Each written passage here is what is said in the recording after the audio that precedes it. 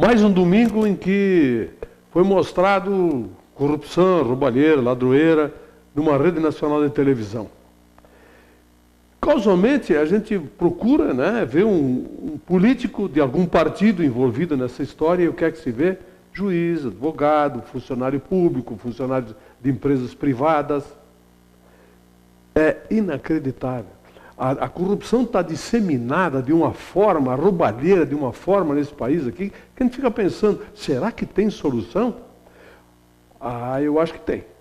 Se nós mudarmos as leis desse país, que realmente elas sejam punitivas e imponham respeito e medo nos ladrões e corruptos, eu até acho que nós podemos ter alguma coisa mudando, mas não assim. Querem ver? Nós estamos com, hoje, por exemplo, mais de 200 protestos marcados em todo o país. Eles estão protestando contra o aumento de passagem de ônibus. Perfeito, eu acho que está correto. De repente, eles estão todos certos. Agora, não precisa fazer vandalismo. Não tem que estar quebrando patrimônio público, patrimônio privado, etc. Mas, espera aí, tem que protestar contra tudo o que estão metendo a mão nesse país aqui. Vocês querem ver? Desoneraram folha de pagamento de uns 50, o governo federal não aumentou nenhum imposto, desafio alguém ligar para cá e dizer aumentou o imposto tal, de 2003 para cá, aumentou mais de 10% a carga tributária de 94 até 2002. Líquido e certo isso. Depois não aumentou mais, só tem baixado impostos, reduzido, desonerado, zerado, reduzido, enfim. E aí, qual é o benefício que a população recebeu disso tudo? Quando é que essa gente toda vai para a rua protestar contra esses caras que fazem recomposição de margem de lucro? Que dizem, que nem disseram os leiteiros aí, que vendem, aqueles que não têm as suas marcas envolvidas naquela falcatrua, naquela patifaria toda, eles aumentaram o preço 10% no mercado, isso está divulgado em toda a imprensa. Quer que eles responderam em entrevista? É uma oportunidade de mercado. Os caras metem a mão no bolso da população, cometem um crime contra a economia popular e a explicação é oportunidade de mercado. Cristo, por que não se protesta contra isso? A cesta básica foi desonerada praticamente toda de impostos federais. E aí, chegou alguma coisa no consumidor, no povo? Não. O único imposto que foi reduzido ou zerado e o consumidor viu foi sobre veículos. De veículos, IPI de veículos, esse foi visto. Não houve um aumento brutal da gasolina porque o governo desonerou também, reduziu a CID, a contribuição da intervenção do domínio econômico, reduziu o imposto ali quase para zero, por isso que não aumentou tanto a gasolina. Aliás, as gasolinas que se abastecem hoje em Porto Alegre, gasolina comum e aditivada por R$ 2,59, R$ 2,60. Pois é, em outros lugares custa 3,05, 3,10, e ninguém foi preso ainda. Se isso não é crime, se isso não merece protestos, o que tem que ser protestado? Vaiaram a Dilma na abertura no sábado da Copa das Confederações. E aí? Vai a Dilma resolver alguma coisa? Ah, não, porque estão batendo a polícia, não sei o quê. A polícia é subordinada ao governo do Estado. Aqui no Rio Grande do Sul, o Tércio Genro. Lá em São Paulo, a polícia é subordinada ao governador Geraldo Alckmin, do PSDB. A polícia metropolitana é subordinada ao prefeito Haddad, do PT. Quer dizer, tem que vaiar esses caras aí. Não tem ingerência do governo federal nas polícias dos estados. E outra, alguma coisa precisa ser feita, não pode estar largando bomba, dando tiro, moda Miguelão, assim. Tem que analisar, ver quem são realmente os vândalos. Não se admite hoje, com todos os sistemas de filmagem, etc. tal que tem, que se puna inocentes. Tem gente lá protestando porque tem ideais. Agora, claro que tem vândalo no meio, mas não é, a maioria não é. Só que essa maioria que não é, tem que selecionar, tirar essa corja de cafajés que se infiltra no meio deles. Simples assim. E vaia-se quem tem que ser vaiado.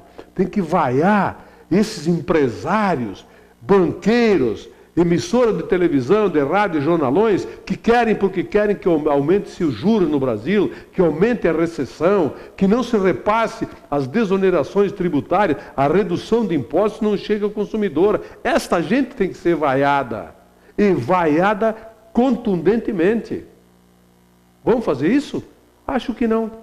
Estão sendo manipulados pela internet, nas redes sociais, por alguns setores bem identificados.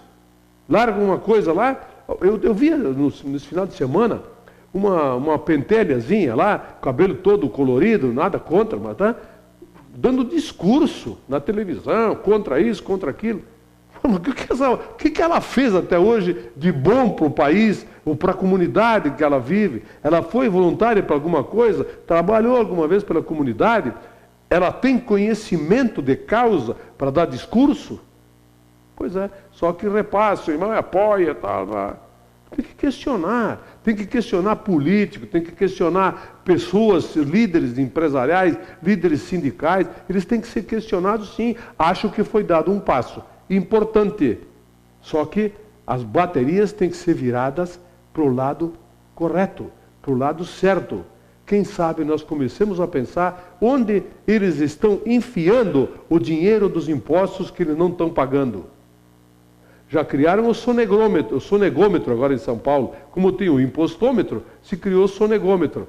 Olha, se botarem a funcionar o sonegômetro, vai dar pano para a manga, meu amigo. Aliás, eu recebi pela internet uma pessoa protestando veementemente, e foi repassado isso na internet, contra o fato de você chegar num restaurante, numa loja, etc., lhe pedirem o número do CPF. Aqui no Rio Grande do Sul já tem isso. A nota fiscal gaúcha, você coloca o seu CPF, você vai ter benefícios fiscais com isso.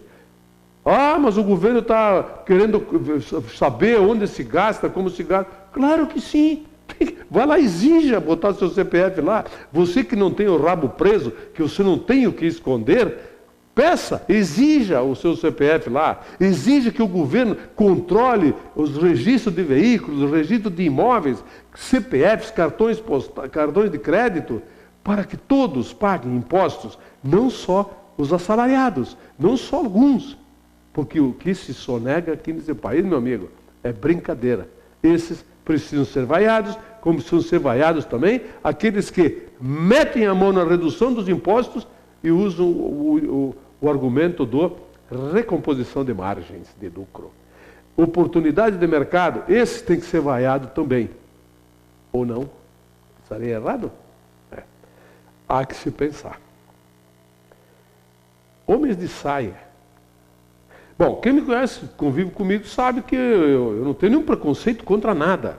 Aliás, eu não sei se não seria uma boa também o homem usar saia no verão, aqueles calorões infernais, o vento, aquela ventilar tudo assim e tal. Seria uma boa. Agora, o que aconteceu naquela escola que a televisão mostrou, aquilo foi uma afronta. Quiseram afrontar a escola, seus dirigentes, afrontar a autoridade. Isto que aconteceu. Não foi uma moda, um modismo. Até entrevistaram um rapaz que não tem nada a ver com essa história aí da escola, que ele tem convicção. Ele usa a saia porque gosta, e daí?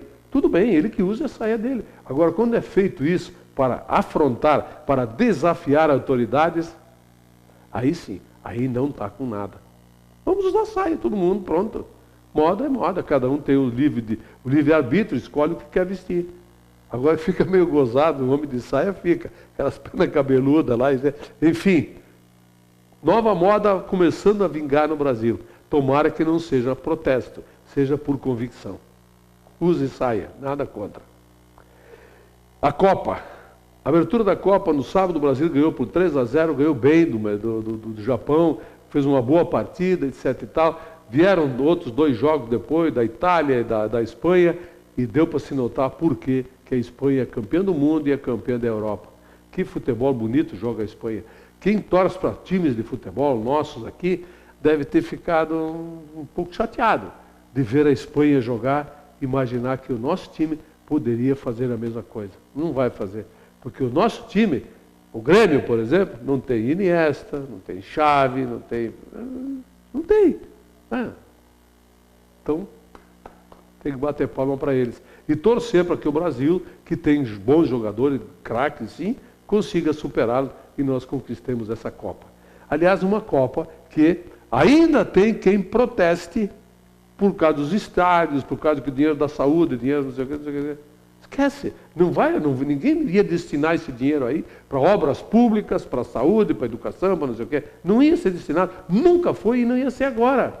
Então, construa-se estádios. E os melhoramentos que vão ficar, que nem Porto Alegre está acontecendo, melhoramentos que vão ficar depois. O esportivo está fazendo reformas no seu estádio, que vão ficar lá, com Copa ou sem Copa. Mas, se não tivesse a Copa, certamente 1.800.000 não teriam vindo para Bento, lá para o esportivo, adequar o seu estádio para possivelmente receber uma seleção da Copa do Mundo. É assim que funcionam as coisas. Aqui, na Inglaterra, na China, na Austrália, em qualquer lugar do mundo é assim. Vão mudar? Vão. Nunca. Hoje à noite tem reunião do Conselho Deliberativo do Grêmio. Na semana passada eu pedi para adiarem a votação. Eu fui seguido por grandes gremistas lá do Conselho, que apoiaram também, pedindo as transferências, porque na terça-feira aconteceu, são coisas assim, quer ver? A gente como conselheiro tem responsabilidades, nós representamos o sócio do Grêmio lá, então tu tem que ter responsabilidade quando tu vai votar. Eu não vi nada, não sabia de nada, chegaram lá e colocaram milhões e milhões de números de quando foi jeito. Em primeiro lugar, a Arena do Grêmio não funciona ainda. Ela não funciona como aquilo multiuso que deveria. O Grêmio não está lá sentado ainda. Vai começar agora a tua transferência para lá. Então são 5, 6 meses de arena e nós só tivemos jogos de futebol. Então não tem como avaliar. No ano passado foram feitas projeções para se fazer algumas coisas. Mas projeção em cima de quê? Nenhuma arena funcionando no Brasil. Nenhuma.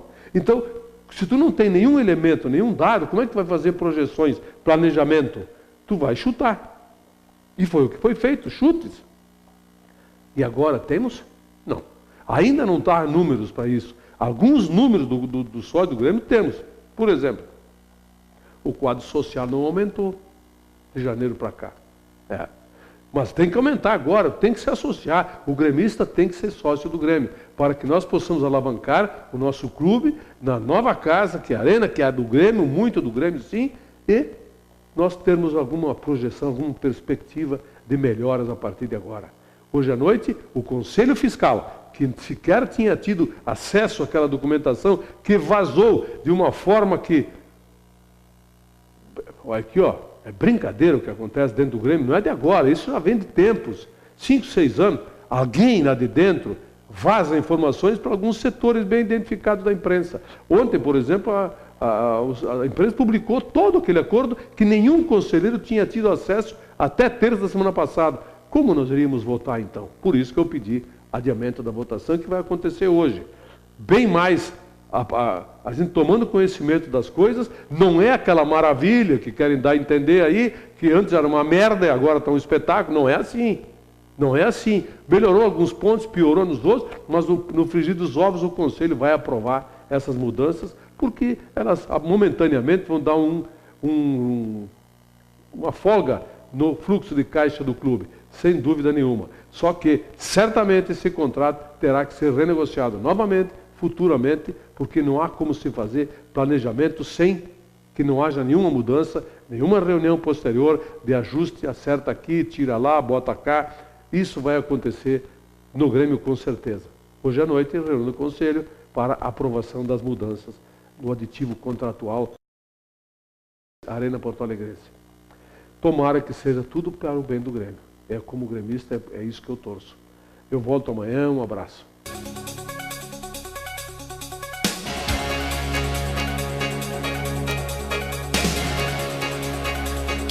Opinião.